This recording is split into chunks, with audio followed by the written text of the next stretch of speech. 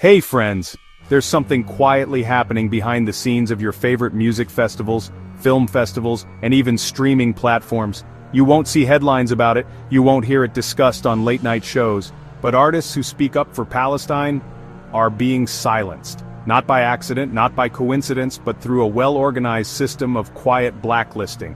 And what if I told you that at the center of this system is a powerful Hollywood-backed organization called CCFP, a name that barely anyone outside the industry even knows? If this kind of deep dive interests you, where we connect the dots between entertainment, power, and geopolitics, make sure you subscribe to Mr. America, because today's story goes deeper than one artist or one conflict. It's about how silence is manufactured. Let's start in Gaza, with a young filmmaker named Bisan Owda. During Israel's military operations in Gaza in late 2023 and into 2024, Bisan used Instagram and TikTok to document daily life under siege. Her raw videos, some joyful, some heartbreaking, reached millions. She wasn't funded by any state, no production house, just a young woman with a camera and a voice. But as her following grew, something strange happened. Her content started disappearing from platforms. Some of her videos were shadow banned. Engagement dropped, collaborators pulled back. And soon after, invitations she once got from international film fests stopped coming altogether. Was it just a coincidence? Let's talk about CCFP, short for Creative Community for Peace. On the surface, CCFP describes itself as an organization that promotes peace through the arts and stands against anti-Semitism. Noble, right? But dig a little deeper, and the pattern becomes clear. CCFP routinely targets artists, musicians, and filmmakers who criticize Israeli policies or show sympathy toward the Palestinian cause. They've published open letters pressuring platforms like Netflix to distance themselves from pro-Palestinian voices. They've campaigned to cancel performances by artists like Roger Waters or Killer Mike, accusing them of spreading hate, when in reality many of these artists are simply advocating for human rights. In internal emails leaked by journalists, CCFP has been seen coordinating with talent agencies, PR firms, and studios, ensuring certain artists are quietly dropped, or at least sidelined. And here's the kicker. Their board includes former execs from Sony, Universal, CBS, and Warner Brothers.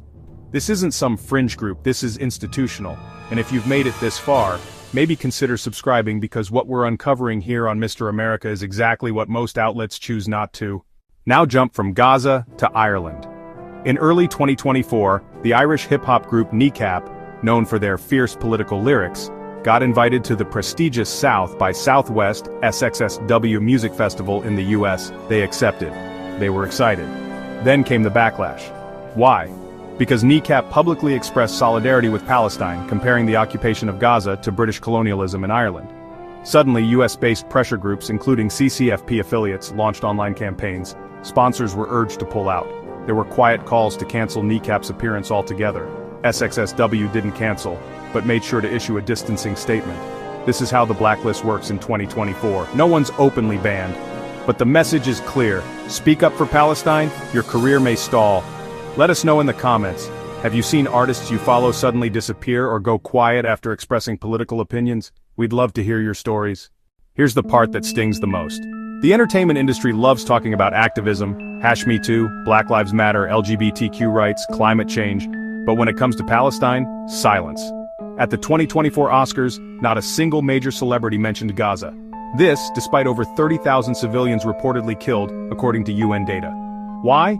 Because behind the red carpet lies a web of studios, agents, and financiers, many of whom are deeply tied to pro-Israel lobbying groups. Speaking up is not just risky, it's career suicide.